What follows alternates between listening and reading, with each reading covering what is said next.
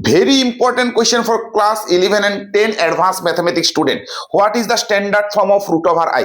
देखिए इसका standard form क्या होगा. स्टैंडर्ड फॉर्म मतलब a प्लस आई बी. सो इसको स्टैंडर्ड फॉर्म में कन्वर्ट करने के लिए पहले हम लोग क्या करेंगे, यहाँ पे 1/2 से इंटू करेंगे और वहां पे 2 से इंटू कर देंगे, बैलेंस हो जाएगा. फिर 1/2 को बाहर निकाल देंगे, 1/√2. This is root over 2i. सो इसका जगह में हम लोग लिख सकते हैं 1/√2. This can be written as 1 - 1 + 2i, क्योंकि 1 - 1 0 हो जाएगा. This is 1/√2. दिस इज 1 - 1 मतलब i². This is 2 × 1 × i. सो ये हो गया 1/√2. ये हो गया 1 + i². सो स्क्वायर और root over cancel. So this is 1/√2 1 + i. If we multiply 1/√2 plus I into 1/√2.